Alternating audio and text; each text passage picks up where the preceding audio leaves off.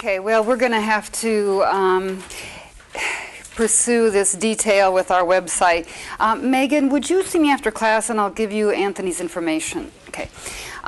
Today we're going to be a little more informal in our discussion of tracks. I think you're tired of watching me stand behind the podium and point to my passages and my reading of the novel. So I guess I want to ask you to help me out today and point to some of the passages that you either like, dislike, are puzzled by, feel don't work, feel work brilliantly.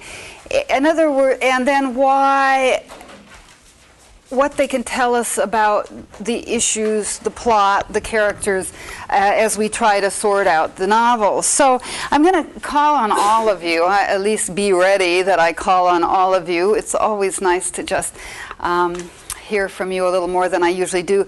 I don't know if somebody feels ready to go right up front. Anybody excited about a passage?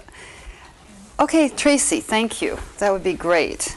I'm excited. I actually also have a question as well that I wanted to ask. Good. Now, all of you be ready to answer Tracy's question. Okay. Because I want to hear the sounds of your voices more. Yeah, Tracy, tell us which one. It's page 7. Uh-huh. It's not very far into it, but I really like this part. I think even though the two narrators are Nanapush and Pauline, I feel like there is a third, obviously there's a third narrator. She's the central character, right. Fleur.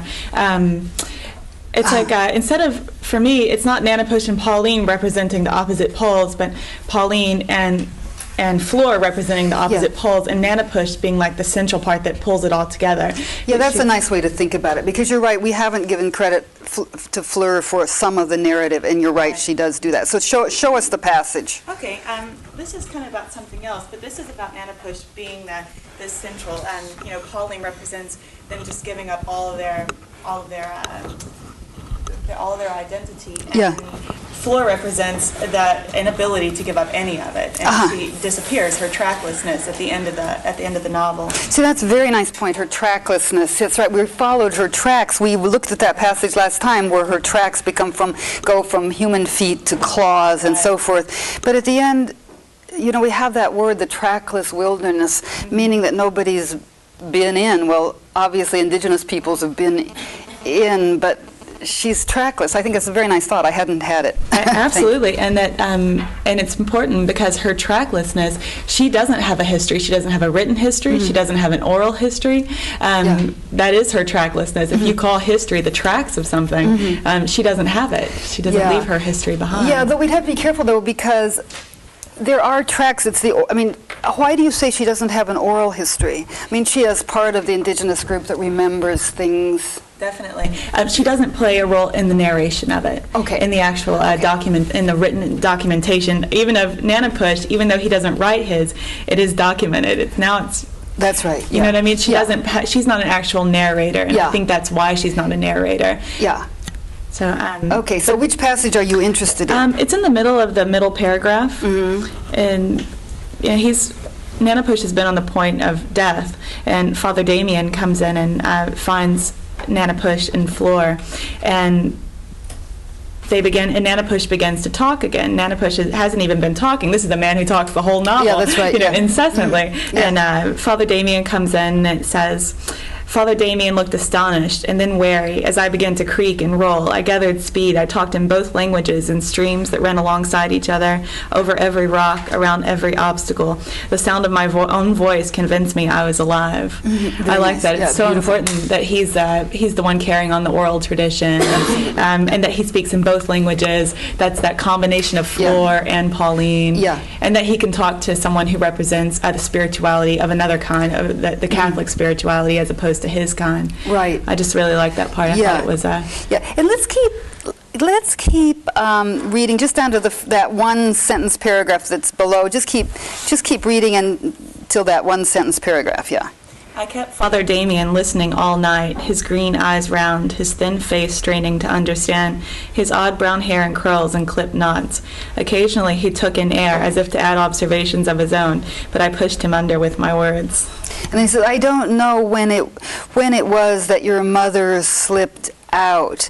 And she was too young and had no stories or depth of life to rely upon. So this issue of an oral tradition as a grounding matter is absolutely thematic, and we know it from here, this whole issue of voice.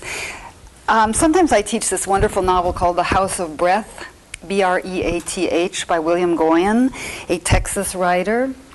Taught at Rice University, taught here. I met him in the early 80s.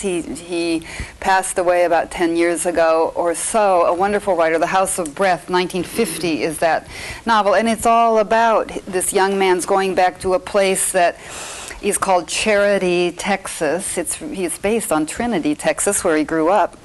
And all of the stories, and he says, oh, I can hear all those voices, and then the novel takes you back into the voices. So this is a kind of house of breath, too, that the importance of breathing, needless to say, but also of talking in ways that are opposed to the documentary, print-oriented culture of the West. So thank you, that's very good. Anybody want to comment on this passage? Or questions, comments? No, do you have a further question? Yes, ma'am. Yeah. My question is about Pauline and her obsession with Fleur. I was reading that essay, and she kind of seems to leave it as a hanging question as well. Does she desire her as, is she ambitious to be something like that? Does she love her as a mother? Is she obsessed with her as a different kind of love? I wasn't sure exactly. She's obsessed with her from almost the very beginning when she goes to Argus, and I know she's very kind to her. You know, Fleur is very kind to Pauline, but I'm not exactly sure why she's so obsessed with her through the whole thing. When she's in the boat in the storm at the end, and and she screams for Fleur, and Fleur just turns away, and all she says is, "I felt this crushing weight," but the whole time she goes, Fleur's like a magnet for her. Yeah. And I just wondered exactly where that comes from, or if we just don't know. Yeah. Anybody want to give a reading to that? It came up last time. Somebody spoke of jealousy. Was that you? And talk about that a minute. The passage or the section I was going to talk about has to do with Pauline and her failing when it comes to Fleur, because she didn't. I mean, it's all throughout. I mean, I have one thing marked, but I mean, she didn't help her when the men were after her in Argus. She kind of curled up and let her. So she failed her then after Fleur had been nice to her and picked her up, taken her to the closet to lay her down and all of that. So she failed there when the baby was being born prematurely, because she had thrown away all of her heritage, if you will. She didn't know, and it's 155. Oh, goody. This is your passage that you were going to point out? Yeah, I was going to talk about that too. Well, why don't we just do that, and we'll look at this passage, and then we'll continue considering this issue. Like I said, it's kind of throughout, but the next instance is when the baby's being born, which starts on 155. She has a chance to redeem herself if she could have helped Fleur, but she couldn't, and she didn't, and I don't think she tried very hard either. She again kind of froze, and then she panicked, and she threw things down, and still didn't get the right medicine that she needed. And so basically she didn't help her at all. She stood by when they took the journey into the death, I guess, and they went and they found the men playing the cards and all that. All she did was just kind of follow along, but she never really got to be her. And I guess the question is why? And you had proposed jealousy.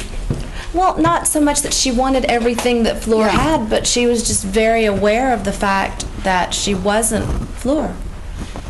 But she had a couple of chances and blew it. Yeah. And would you give it a cultural reading at all? Think of immigrant populations that come to the U.S. and are told that they should learn English and that they should not recall that they don't need their Polish or their Czech or their German, and almost inevitably our culture is a mainstreaming one where after 2 generations, because we're an open culture and an inclusive culture in a sense, what happens is languages get lost, cultures get lost. I mean, my father's grandmother came from Norway. My father, being then second generation, doesn't know what towns at all. There was no need for them to speak Norwegian. His mom spoke Norwegian, but he didn't, and I certainly don't. Would you want to say something about Pauline's desire to forget her past and therefore that problematic relationship? Or? I'm not sure. I mean, part of the problem that I noticed was religion. I mean, she turned from I don't know the proper way to do it, tribal remedies, like needing it. She didn't know what to go get for her, but she prayed a little bit. Yeah. Well, and she became, of course. Cultural difference in that, her Catholicism didn't help save the baby, but in theory, the altar could have. Yeah, of course. That. Yeah, we aren't sure about that. Yeah. Well, yeah, but with such vehemence, that's what it makes me think that there is something about a kind of culture shock, or a character caught between cultures, looking desperately for something, but attempting to get away from it. Yeah, we want to read this passage, but Chris, yes, please. Maybe we're looking for a psychological explanation of Pauline. Yeah. And that's where we're failing. Yeah. And that it's more of a philosophical approach of transculturalization. Yeah. And it's just that Pauline is on the spectrum of disinheriting her culture. Yeah. Because she views it as weak, and she goes towards what will save her because she is weak. Yeah. And she wants to identify with strength. Yeah, well, that certainly is true. And then you'll see, as I guess, a little bit of a psychological explanation. Yeah. I mean, I do think this novel, unlike Garcia Marquez, maybe unlike Borges, does call a bit for our thinking what motivates character and what complexities of the past have formed this psyche in the present and so forth. In other words, I think this is a psychological novel to some important extent, and yet on the other hand, was I not just asking for or suggesting to Anna a larger perspective, that this individual's caught up in a cultural dance, the culture is being obliterated. Thank goodness for a Western writer in a Western form, the novel, to give us some idea of maybe how these belief systems operated. Yeah, Ifitayo? Maybe she's jealous because Fleur is able to be one with herself and know her culture. And she feels like she's disconnected from her culture, and she finds it hard to be able to go back because she's so disconnected. Yeah. And that's what happens when you've been colonized, that you find it hard to just go back, and you can't just completely absorb yourself into the European culture because that's not you. So right, yeah. Thank you. I think, and that is both a psychological and a cultural reading, and I think that makes a lot of sense. Yeah, Kathy.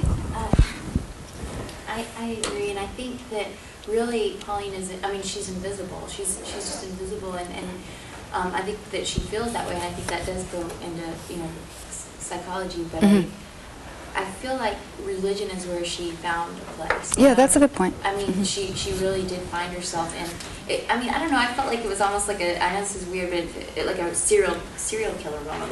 Like on page 69, she says that she's talking about welcoming death to people. I mean, it's like she found something that she had power over. Yeah, that's very good. And it ends saying, I accompanied Bernadette, waited for the moment that brought me peace. It was like bringing people to death, and that's what she did, and that's how she lived. Bringing death. And that 69 and 68, 67 are passages I hope we'll get to eventually, because those are the moments where you see this syncretism, you see the two sets of beliefs that Erdrich has carefully superimposed so that they can be meaningful to different consumers. The same set of cultural categories is meaningful, or are meaningful in different ways to different consumers, which is the definition of syncretism.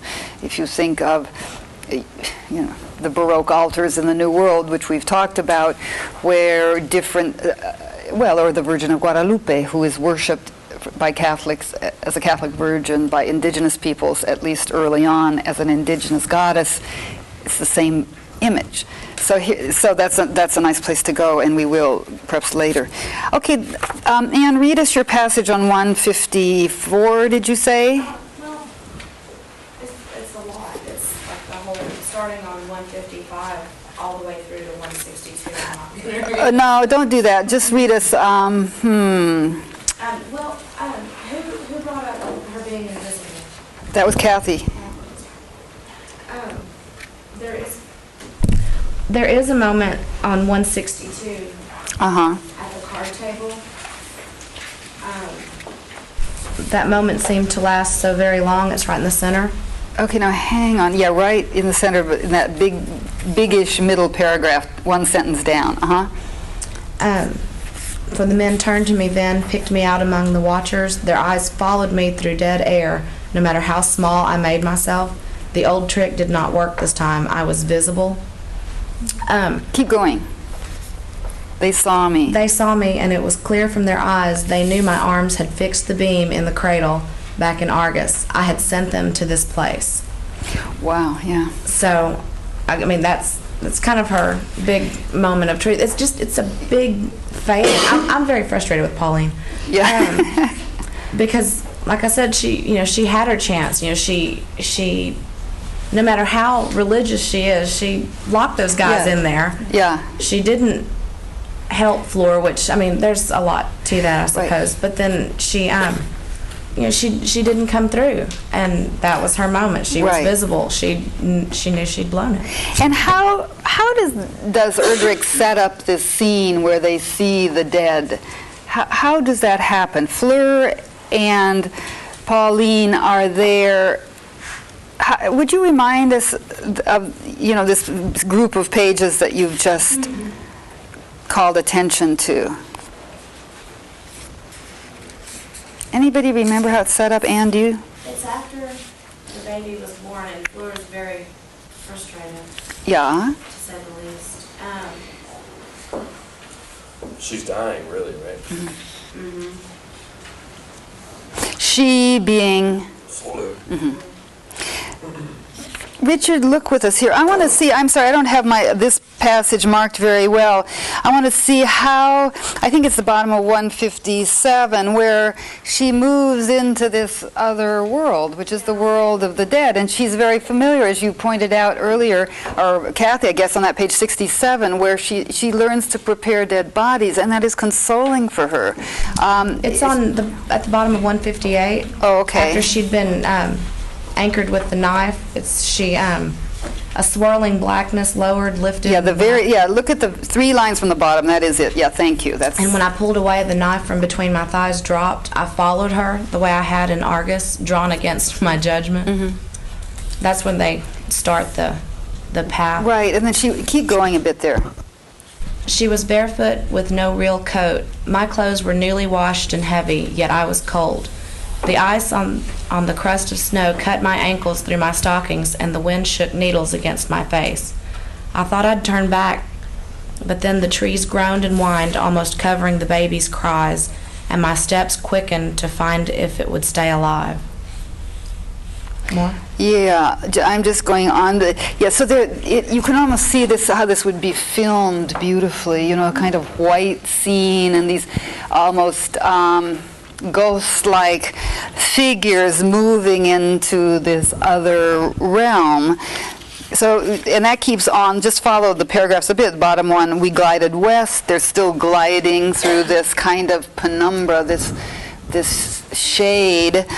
Those who starved, drank, and froze, those who died of the cough, all the people I'd blessed, washed, and wrapped, all were here, top of 160. So there's a moment when they enter the afterworld, if you want, or the other world, or heaven, if you want, or, I don't know, the inframundos, as they're called in indigenous cultural groups, the afterlife, that's the word. The road ended in a long plain of shallow snow across the waste. I saw the cold green fires of their town. I passed my mother and father walking. It's this most beautiful dream sequence, isn't it? I'm so glad you pointed this out. I hid my face. I wanted to pull on Fleur's shoulder, ask her to turn back now, but she crept toward the closest blaze and stood outside a circle of people. They were huddled watching a game 3 men played it. And then we're reminded of that magnificent scene in the first chapter, or second, I guess, of the men being locked in the, what do you call it, freezer. Yeah. So do we take then, Richard, you're the one who proposed this, do we take this as Fleur's death scene, or do we take it that she's close to death? How do we take this in terms of Fleur? Well, I think she is close to death, because then doesn't Margaret come in and start taking care of her like right after they wake up? Right. She is definitely close to death. Does she survive is the question. When Margaret enters, we come back to reality. There's caretaking going on. Is that how you're reading this scene? Well, I'm not sure I understand what you're suggesting, that Ford actually does die in this. Well, that's what I thought maybe you were suggesting. No. Okay. Okay. And you're not, because we know she gets better. Right. Yeah. Okay. Because I thought that was a rather interesting notion. But it's that they both, it's almost like those near-death experiences you hear about where people whose hearts have stopped float and then they're then jiggled back to life or whatever, and they say that they're floating above and seeing things. Well, this So, isn't the first time Pauline hallucinates either. good point. We might just call this a hallucination. And what are other times? Tell us. Well, that's one of my passages. Oh, thank goodness. Let's go to you then. Was when she sees the Virgin. Oh, yes, okay. I mean, when they bring I don't remember the whole build-up to the scene. I think Sophie's collapsed in front of Eli and Flora's cabin. They bring, I guess, that Bernadette brings the Virgin Mary over there. Mm-hmm. Is it Bernadette who brings it? Mm-hmm. Her sister. Yeah, Sister Saint. Okay. And what page are you on? 94 or Okay. maybe they bring the Virgin on 93. I don't know, but she sees the tears on 94. Right, yeah. Yeah. So read it to us. Where are you going to start? Okay. In the middle of the paragraph, in the middle paragraph, Okay. I do see uneven light. Right, okay. I do see uneven light, so small in the vast dark, dim on the two faces that gazed at one another. The Virgin, so curious and alive, and Sophie, dull. The girl's face tipped up, slack, less human than the small statue who offered her blooded palm, her shining sun. The Virgin stared down. Her brow was clear, her cheeks bone pale, her lips urgently forming a secret syllable, all of a sudden trembled. That's when I saw the first tear. There were more.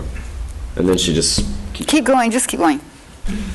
A few more Although her sentences. expression never changed, she wept a hail of rain from her wide brown eyes. Her tears froze to hard drops, stuck invisibly in the corners of her mouth, formed a transparent glaze along her column throat, rolled down the stiff folds of her gown, and struck the poised snake. It was then that the commotion took place, not over the statue's tears, which no one else noticed, but over Sophie, who tried to rise but could not, as her knees were horribly locked, who fell sprawled in the snow. Thank you. Yeah, that's interesting. This reminds me of the passage that I called to your attention in our previous novel, The Kingdom of This World, when T. Noel is in the Cuban Baroque church, remember, and we get that long description of the statues with the real hair and so forth that T. Noel likes. He feels more akin to, it's more like his own, as he says, voodoo religion than the colder Catholicism of the French in Haiti, the French colonizers. This passage may also remind you a bit of the slides that I showed you when we read Garcia Marquez, of the very dramatic, spectacular scenes of saints and virgins flying, not melting, that would be wrong, but the physicality of saints is in the Latin American Catholic tradition is so real. In Holy Week, Semana Santa, the Christs who are often very bloody, called Cristos Sangrantes, are taken down from the walls and put into the naves of the churches, rural churches, urban churches. People touch the wounds. So the tears here echo that kind of belief, which is a wonderful basis, in my view, for a counter-realism. The difference between miracle and magic, we have to be clear about. Miracle, you believe in it. Remember, that's what Carpentier says in his essay. You can't do magical realism if you don't have faith. He says you have to suspend your disbelief. So this is a really nice magical realist moment, but presented as real, presented as a Catholic believer who sees a miracle. A miracle's real to the believer. Right? That's a nice passage. Thank you. So we have Pauline. Anybody else wanted to go to Pauline? Yeah, Chris, were you going to do that? Yeah, I figured we can continue Pauline's hallucinations. Okay, let's do. Yeah, I love hallucinations. They're my favorite. And it's interesting because I interpreted her conversion to Christianity as complete escapism. She was. It made me think, why is she on the outskirts of the tribe? Why is she rejected? And then I have to ask myself, because we're not given those reasons why they shun her. And I think, okay, is she just bad-natured, or is she reacting to, I guess, the shunning of the tribe by being so ill-natured towards the tribe? Yeah. Because it started way back, even with Fleur, in not wanting to help her with the rape, and not wanting to assist her with a child. Those are the ones we've already talked about. Yeah. And then she just does not seem to want to do any good. Yeah. And with her own child is when she actually converts to Christianity.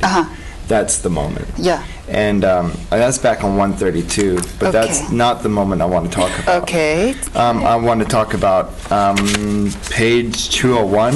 Okay. Where there's kind of a catharsis of all the repression coming out. Excuse me, Chris. Thank you. Cheers. Both get it? Yeah. Thanks. Well, there's like a catharsis of her repression coming out. Okay. Now, what page? I'm sorry. 201. Yeah, 201. And show yourself, I challenged. And to me, bottom of 201. Everybody there? Okay.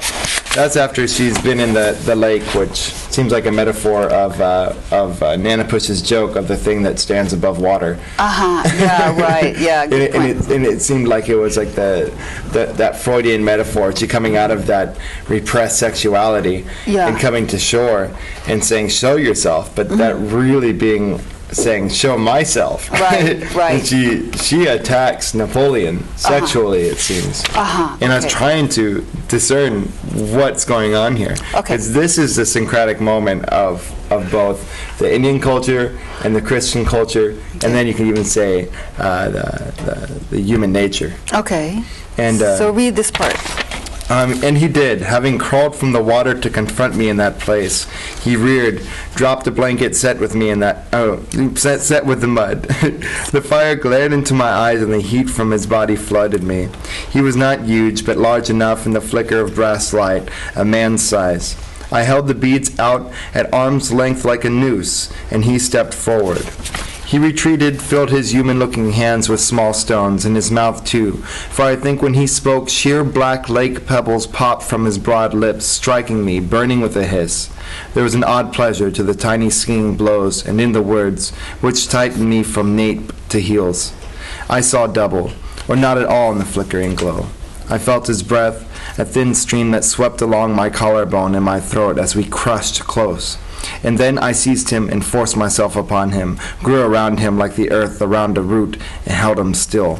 Then the pivotal moment, I strung the noose, the rosary, around his neck and crouched each bead in my fingers as I tightened the links.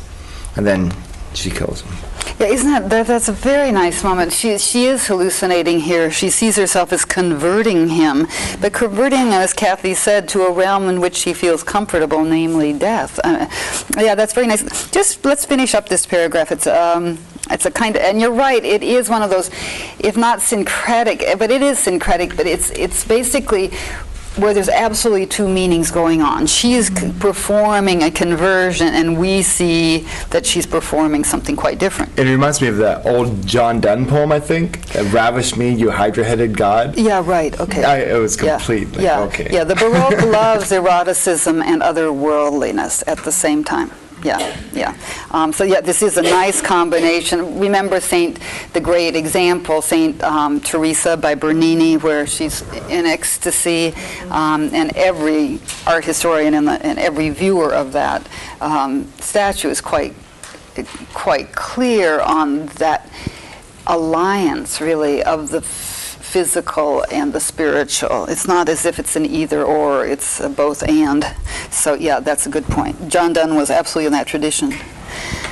So I strung the noose around his neck. Start there. Okay, and I tightened the links. He began to pound beneath me like a driving wind, and I went crazy with the effort of holding on, light and dry as a fistful of matches. He rose, shoved me against a scoured log, rubbed me up and down until I struck.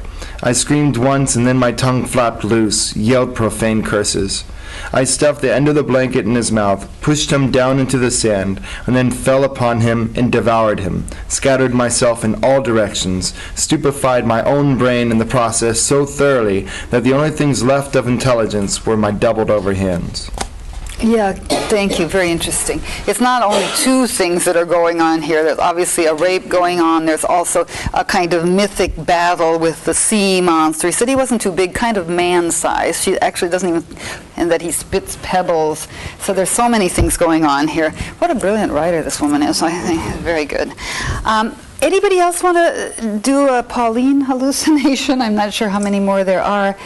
Is yours connected to this, Ruth, or tell me? Well, sort of. I just was going to say, I think I think it's easy to get frustrated with Pauline, but I don't think the reader should necessarily be angry with her, because I think she's a victim of this sort of culture clashing. Oh, yeah. You know, what happens when two people, or when two cultures meet and they disagree, and I think that it's so obvious that she has obsessive compulsive disorder with the potato sacks and wearing her shoes wrong and things like that, that it's hard, you can be frustrated with her, but really in the end she's only a victim, and she even sort of like portrays herself as a victim, almost like she knows it by trying to sell her case when she's, when she writes in the chapters, Yeah. It's so different from Nanapish. That's right. Sell her own version of things Right. and her own behavior, really. Right, yeah. So I just think that she's not mentally stable. So. Yeah.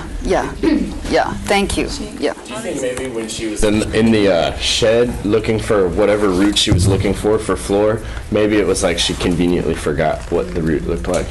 Yeah. Well, why not?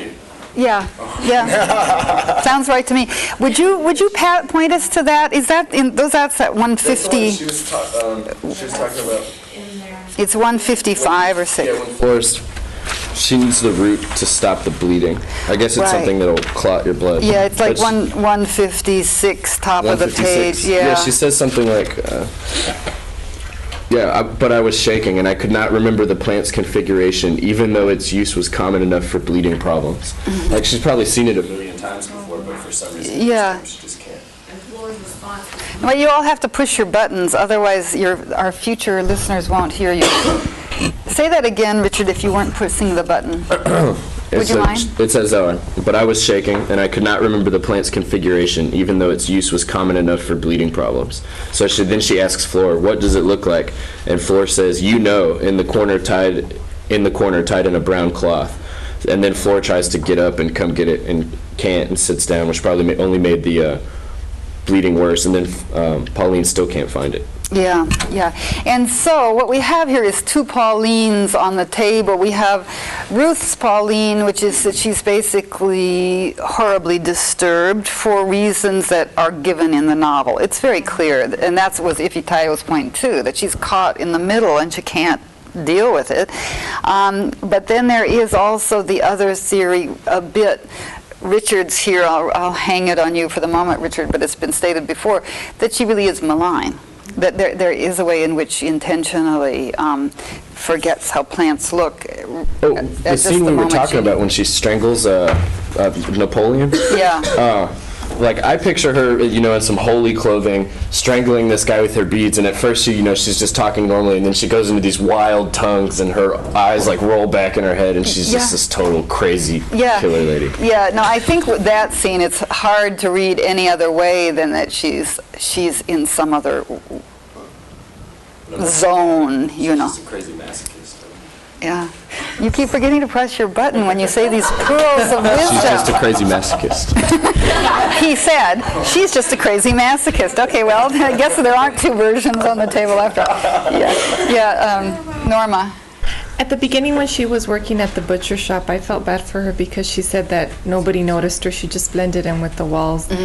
But I think whenever she moved with the Morrisseys and then she had that plan for Eli to sleep with Sophie, that's when I said, no, you know, she seems like if she's a bad person, because you wouldn't do that. Yeah, that's a good point. So there are different places would suggest different Paulines in a way. It seems to me, because there's no way you can read that scene when she kills Napoleon as other than crazy. I don't know about masochist. Maybe sadist is more what we're... Oh, she's sadist there. I meant the rest of the time. The rest of the time she's a masochist. But I mean, yeah, obviously she's killing someone else there. Yeah. Tracy? At first, you know, there are millions of reasons why she would cover her ears when the men are raping Fleur. I mean, it doesn't mean that she's a bad person because of that. A lot of people would do that in that situation, I can imagine. Because she knows she can't intervene in any... Absolutely. And she feels so bad. She does kill the people right afterwards. I mean, she sets the board so that they die. That's right. But in a way, she's revenging Fleur. And then imagine the guilt that she feels afterwards for killing these men. I mean, she follows Fleur back. I mean, dealing with that guilt alone when she was actually trying to revenge what she saw going on. Yeah. I mean, I think at first she was. I do agree that I think that it was, I mean, she was a little bit crazy, a little extreme, definitely OCD, but I think she had a good point. She wanted to help, she wanted to revenge, she wanted to take control back. When she saw Fleur lose power, she lost her power. She wanted to re-empower them as women, but then she killed them, and then she had to deal with that guilt. That's another reason she turns to religion, original sin. She deals with all of that. She punishes herself with original sin. The whole scene in the water definitely had, then the Napoleon scene using all the sexualized language. It all seemed like kept going back to that one moment with Fleur when they go into the rape scene, moment. You mean the rape moment with Fleur, and when they go into the death scene, she and Fleur, they go into the men with the table at the card table. I know, it is so beautiful, that scene, and you know the scene itself is so comic. I mean, the actual when we're in the locker room there with the men, or we see them. There's something so comic about that scene, and the wind swirling and so forth. And yet, you're so right that is, in a way, the decisive event for the rest of the novel. Yeah, Richard? You know, now that she mentions that, I think that scene at the beginning is the only time in the book when you hear a white person derogatorily refer to an Indian. I think he calls her a squaw and says she can't bet. Right? Okay, thank you. I don't think of others. We certainly see Anglo culture tightening the screws on indigenous culture, but I don't remember any other insult. Do you, Megan? Well, I don't remember any other insult, but I definitely agree with the whole, avenging Fleur thing, right down to the dog. Okay, now tell us about the dog. Well, even the dog that didn't approve of Fleur's being there, that would bark, whenever she sat down, was in that locker. Died at its own weight. That's right. Gross. Yeah, good point. Yeah. I think, that she's grieving the loss of her, what she's having to do, that she's grieving, that she's having to give up her memories, she's having to move on, she's half white, right? Yeah. Pauline. It turns out full white. She's full white. Oh, well, she's grieving all of that. Here she is, here's her community, she's grieving the loss of it. People react violently to grief a lot of times. The cause of their grief, she turns very violent towards the thing that she grieves the most, and Fleur represents that grief, I think. Yeah, ooh, I think this is a great term paper, isn't it? I mean, a great final paper. That's why I actually was asking about this. This is much more complicated. You're making me see complexities here I hadn't. That's why I asked about it. When I came to class, I didn't have any of this together, but that's why I asked about it, trying to understand why she's so obsessed with her. Yeah, very good. Okay, does anybody else want to volunteer? Yeah, Jeff. I don't know. I think it's hard not to find Pauline sympathetic in some way. I mean, one of the ways I think the novel uses the unreliable narrator to sort of bring this into play is that, I mean, you don't necessarily have to like her, but and not that sympathy is the best vehicle to, I guess, identify with a character, but I think especially after chapter 6, the one where she goes to the convent and then comes back, you see things a lot differently, and not only that, but also the way that whenever she's speaking, how she talks about the Morriseys, and then like when Nanapush is speaking, how they're referred to. And I really like that aspect, just because it's sort of like whenever you're talking to somebody and they tell you one side of an issue, and you're like, and it's something they feel passionately about, you're inclined to agree with them, Sure. you know, because they're so passionate about it and stuff like that. And but nobody's truly objective, and I think this novel utilizes that to help develop its characters, Right. like to the fullest extent. Yeah, and so tell me, Jeff, you're saying it's the chapter 6 where she goes and comes back, that our perspective is complicated, that we see a more complex, or we see more sides of Pauline. Is that? Yeah, that I think the it point? plumbs like the depths of her a lot more in that chapter than it does any other one. And the others, I mean, I think it's easy to sort of take the stance that she's sort of a baby. Yeah. And then in that one, you sort of, that's when you truly do sympathize with her, or I did anyway. Yeah. I started to see more what made her tick. Doesn't necessarily mean I think she's a great person or anything like that, but it's just more understanding, you know. Yeah. You see, so really what we are, I think, coming around to here is that this is a brilliant psychological novel with a cultural context. I mean, I hadn't really thought so much about these issues, but I think it's very interesting what you're saying, because what is a psychological novel? It doesn't have to be stream of consciousness, it doesn't have to be Virginia Woolf, but what it has to do is show human development over time. That's my little definition, but it's a lot of people's. That when things happen, people change. Now that's a very Western notion, of course, but it's the notion behind plot and character. There are events that are causal, things that happen to characters who react to those events over time, and that's exactly what you're saying. Is we watch that process. Characters that don't change, hard to I mean, there are obsessive characters. Think of Madame Bovary, of course. There are crazy characters. Think of Don Quixote, to name very obvious examples. But nonetheless, there has to be some sense of development, or it's not a psychological novel. So, I mean, and we maybe want to say that Don Quixote isn't a psychological novel because he is obsessed throughout the novel, or the two novels, by the same thing, that he's a knight in shining armor when we know he's not. But anyway, thank you for that comment. Yeah, Kathy? I think it's a great argument about sympathizing with Pauline, but I have a problem with, saying that everything she does is a result of the rape, because what she did in the scene, this is really the only scene that comes to mind with this whole argument that I can't agree with, is what she does to Sophie. Okay. And basically, somebody who's raped is not going to turn around and create a rape for another person. Okay, thank you. Yeah, that's an interesting point. I mean, I just don't know. I feel like that's out of character for that argument. Yeah, and that would be then one of the instances, as Norma was saying, where you really feel she's really malign, or mean, or evil even. Yeah, cruel. Yeah. Yeah, the difference between that is that's a real scene. This is not a hallucination. So you can't, you can say that maybe it's an extension of her mental problems, but it actually happens. Yeah. Everything else is sort of like a hallucination that she's just dreaming up. Yeah, except that murder scene that Chris Right. wrote. Read. We have to. Yeah, right. I do too. There's a hallucinatory. We're in her addled brain, basically. Right. But you're right. There's so many levels of the real in this book. And see, that would be a great paper, too. This isn't Borges, where one funny little world is inserted into another funny little world. This is about the real world that is itself amazingly variegated, amazingly layered from different people's perspectives. Yeah. Yeah, Norma? After she kills Napoleon, it's on page 203. I mean, she knows, she's conscious that it's Napoleon. In the very first paragraph on 203, it says, there was no guilt in the matter, no fault. How could I have known what body the devil was assumed?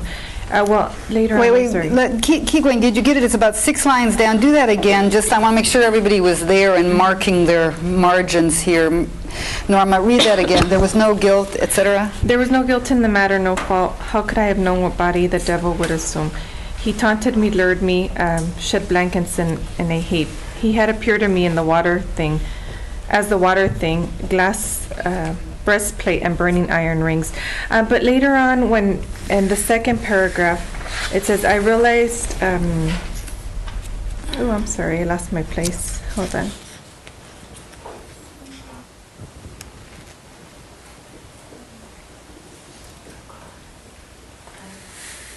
Yeah. Where she says, but I don't care, where she pulled him by the suspenders and to the woods and said they could find him or not, I don't care if they can. It must be right after the show yourself thing. Let's see.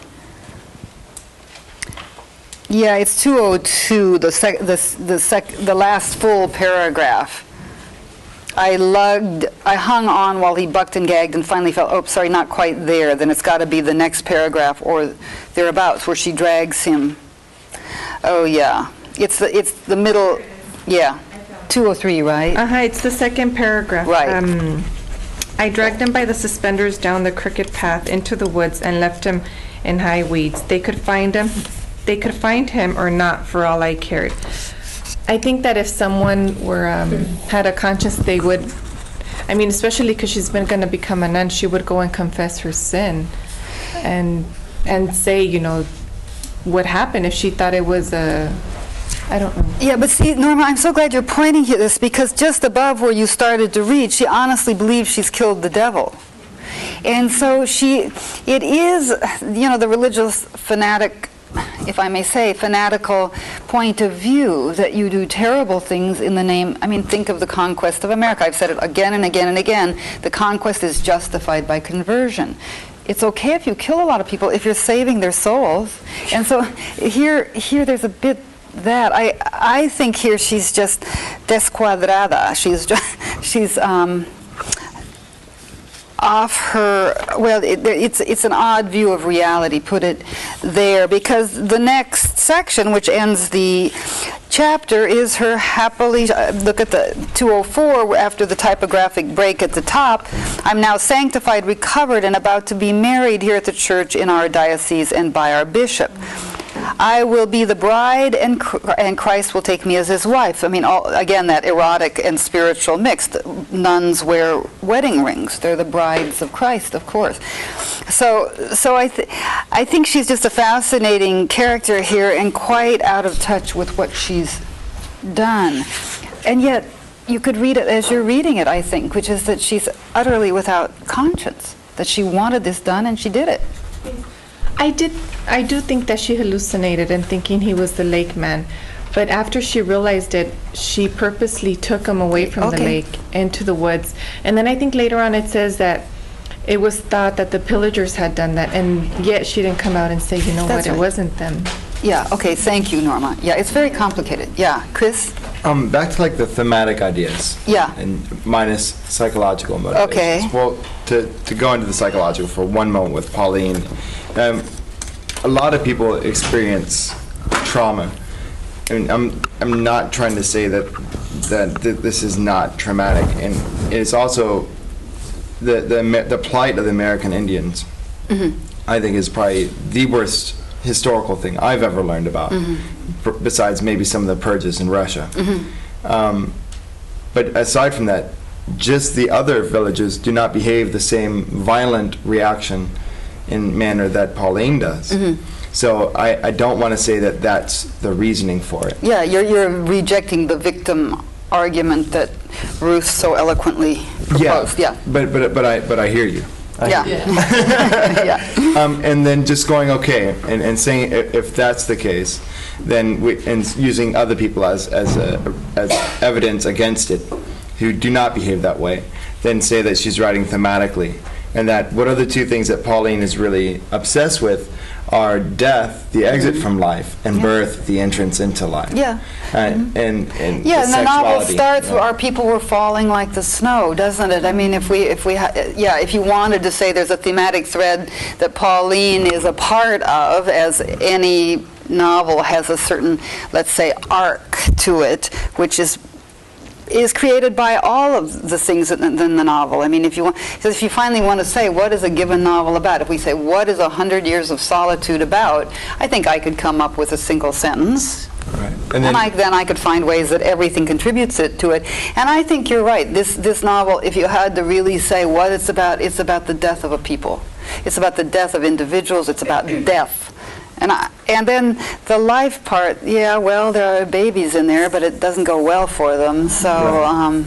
And then I think for the real conflict, of course, what made me think of that was whenever Pauline is there trying to assist Fleur with the childbirth. Yeah. And okay, maybe it wasn't so much that she was her own instrument, but here she is as a representative of both death and birth. And she's a representative truly of death and does not know how to communicate with birth or giving life. Yeah, that's right. So as a thematic character, she would betray the novel if she acted correctly. Yeah. Okay, let's move to other topics if there are any. Damon, did you have anything back there that you found interesting? Tell us what you liked or disliked or are puzzled by. The floor in the final scene when they're about to cut down the trees and trees are falling on people. Right. Tell us. Give us the. Are you pushing your little button back there? Do you have a button? Oh, come and find one so we can hear you. Tell us the pages and set up the scene of the cutting of the trees for us, will you? It's on page 222. Okay, that's good. We're getting to the end of the novel. That's useful. And tell us what's going on here just before your passage. They are evicted from their land because they didn't make the payment because Margaret took the money. And so it's time for the people to cut down the trees, and of course, Flora is going to make a little last stand, pretty much. Yep. And show us, is it the middle of 222? Where? Yeah, it's where Nanapushta tells the men, I turned to the men gathered, spread my hands in the air. Go now, I said loudly, all of you. But none of them so much flickered their eyes from Flora. And now along the edge of the last high woods, a low breeze moaned from the stumps. Flora walked over and grabbed me, took my walking stick and dragged me over to her tended yard. And if you go down... Oh, keep going. Just give us a little more so we can talk about it. I looked around, curious as one becomes in moments of such tension. Perhaps I felt death near and wanted to impress a last vision behind my eyes. Slender vines of planted peas travel along the foundation. Hills of rhubarb spread, quiet. A smudge fire smoked a hide. A small meat cache swayed on stilts of polished stone where you liked to sit gleamed behind us. The stolen axe was planted in the dirt. The stolen saw beside it. I stared hard at these objects. The men spun in surprise when the first tree crashed down beyond sight. Someone laughed nervously. Another commented in rude tones, and then there was a brief sensation among them. They listened. Flora's hair ruffled and the hide across the fire flapped. Another tree, a large one, pitched loud and long, close to where we stood. The earth jumped, and the shudder plucked nerves in the bodies of the men who milled about, whining softly to each other like nervous cattle. They bit their lips, glanced around over their shoulders at Flora, who bared teeth in a wide smile that frightened even those who did not understand the smiles of pagers. Yeah, good. And then it keeps going, and just describe to us the rest of this scene, Damon, will you? Read it or just describe it? Just describe it, maybe. I mean, we get the idea that something weird is afoot here. Yeah, something's wrong. And then in the end, she pretty much just leaves. Mm-hmm. She gets in her cart and goes. And what happens to the men cutting down who are going to cut down the trees? Do we know? I don't remember. I don't think so. Do we follow them here? They do. 223, one man laughed and leaned, the last full paragraph. One man laughed and leaned against a box elder. Down it fell, crushed a wagon. The winds, twigs formed, then the wind settled, and so forth. The men and animals, bottom line of 223, were quiet with shock. Fearing a second blow, they lay mute in the huge embrace of the oaks. Eli sat on the ground, dazed, legs straight out, staring dumbly. Moses had paddled from shore. From behind the cabin, Fleur wheeled a small cart, a wagon that one person could pull, constructed of the green wood of the Machi Manito oaks. I looked inside the box, expecting Fleur's possessions. We stood, then just skipped down. We left quickly. The path was covered with debris. We stood uncomfortably together in the light. Fleur asked for my blessing, and what could I do but give it to her like a father, although I did not want her to go. Then she leaves. Okay, so what do you, Damon, why do you point this scene out? It doesn't subvert the cutting of the trees, does it? It doesn't mean that the men aren't going to be there cutting down the trees. She hasn't been able to save the wilderness or save her terrain, and yet do you take the falling of these trees as her power? Yeah, that's what I was confused about. Yeah. How do you read this? I mean, the trees start to fall without anybody cutting them down of a sudden, right? Do you all take it as the way Damon does? Yeah, Kim? I see it kind of both ways, because it says that each tree was sawed through at the base, so she stole the saws and cut the bases of the trees, and like maybe she summoned the wind or something, but to make them all fall. Yeah, okay, thank you. Now where does it say that they're sawed off? 223 in the middle. Okay, thank you. Yeah, the powerful throats, the column of trunks and blade twigs, all substance was an illusion, nothing was solid nowhere. Oh yeah, the one-line paragraph, each tree was sawed through at the base. Okay, thank you. So you actually think she was out there sawing away. Somehow it's presented as if it just happens. But that's magical real, isn't it? I mean, that we have two possibilities. And of course, also, I mean, even you saw a tree through the base, it's not just going to stay there on its own, kind of. And then fall at a certain moment. Right, so it's kind of, I mean, because I read again too, I kind of skipped that and read back, well, wait, did she saw it or was it just her? Mm-hmm. And I think it's kind of both. Yeah, it's kind of both. I think that is right. Yes, Stephen? Well, if you look on 176. And, oh, thank you. This is going to help us, I can tell. It kind of gives you your first... Nana tells us the first time that Flora's really losing her magic abilities. Okay, now show us where on 176. Well, I mean, it starts with the very last paragraph on 176 where it says, Eli walked back to town with the turnips were eaten, brought home the rest of the supplies that were due us, and so the back of the famine broke. But in this there was something lost. Flora had not saved us with her dream, and it now seemed what was happening was so ordinary that it fell beyond her abilities. She had failed too many times both to rescue us and save her youngest child, who had now slept in the branches of bitter oaks. Her dreams lied, her vision was obscured, her helper slept deep in the lake, and all her Argus money was long spent. Though she traveled through the bush with gunny sacks and her skinning knife, though she worked past her strength tireless and the rough shreds piled to our ankles and spilled across the floor. Flora was a different person than the young woman I had known. She was hesitant in speaking, false in her gestures, anxious to cover her fear, and then it goes on to say that, she just says, I'm tired, of everything. Yeah, thank you so much, Stephen. That's useful because what I thought maybe Damon was pointing to in this last, again, how much we speculate is, this is a novel that allows us to speculate. I thought maybe we're speculating that she'd somehow prevented the disaster and prevented the inevitable, at least for a while, which is cutting down all the trees. But this is useful. She can do it a bit. She can do a little scaring, or as you said, has her last stand or something like that. But it's not efficacious, really. It doesn't seem. Is that right? Is that how you all are reading that? Look at the bottom of 224. We'll just finish, Damon. Thank you for pointing out this passage. It's very interesting. we see her leaving, you know, in the very middle of 224. We stood uncomfortably together in the light. We, Nana pushed the old, let's say the tribal elder, Fleur, that principle of power, that spiritual or that, let's say, supernatural principle. So tradition and that kind of, if we want to read these characters as standing for something, which I think we do, we stood uncomfortably together in the light. Fleur asked for my blessing, and what could I do but give it to her like a father, although I did not want her to go. When she buckled herself into the traces of the greenwood cart, I said, "Stay with us." I got no answer. There was none that I expected. An extra set of moccasins and a thin, charred pair of patent leather shoes were slung over one shoulder.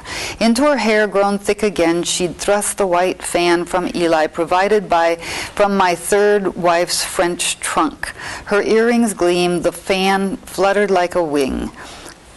Always metaphors. Fan fluttered like a wind, like a wing. It's a beautiful metaphor. The wheels groaned as she threw her weight against the yoke. She looked at me, her face alight, and then set out. I stood in the middle of the path. I watched her until the road bent, traveling south to widen, flatten, and eventually in its course meet with government, school, depots, stores, the plotted squares of farms. You can sort of, it's not the violins are crescendoing, the violins are decrescendoing. You can kind of hear the, you know, that's the future, farms. Remember we talked about the Allotment Act, where the plains are allotted to the Indians who own them in the first place, but now get to own them individually, but they can't pay the taxes, and so eventually it's the way that indigenous groups in the plains states lost their land. Ironically, it was given to them in allotments, but they aren't farmers. Yeah, Ruth. What I was going to say is just that I noticed is how circular the book is. Like at the very beginning, the first line or so is snow, and at the very end, from the last pages, are the trees falling. So it's so very like intertwined with nature. You know, everything is like objects are nature. It's so strange, and I love it. Yeah, I do too. It really does give us, we urban Westerners, I speak for myself, it gives one the sense of entering into a mythic culture. And by mythic culture, I mean a culture that is not a Western Judeo-Christian culture. So a myth culture, I guess, would be the way to say it. One senses that. And I said, I said it last time, well, Erdrich knows what we expect. The Western reader, expect. I expect a lot of nature. I expect things to happen that don't happen in my world, and in some sense she's giving me what I expect. But you'll see in the next book, Ceremony, it's another approach to American indigenous culture that also includes the magic, but in a central section where one of the characters, the main character, Tayo or Teyo, however you say it, I say Tayo because that's how you'd say it in Spanish, which is wrong, but he takes a kind of mythic cleansing journey, and there's a magic middle to that novel, but it's not integrated in the same ways that it is here throughout the entire weave of the novel. Well, maybe I'll let you go. I didn't get to hear half of your passages. I think this is a wonderful novel. You'll notice we're still a week behind on our syllabus. Let's go ahead to Ceremony. After that, we're going to go ahead to our last novel, Isabel Allende. What we're going to do is give short shrift to the 2 essays that I've assigned for the last 2 days of class. We're going to have to put those into one, or I'm going to have to ask you to read them later.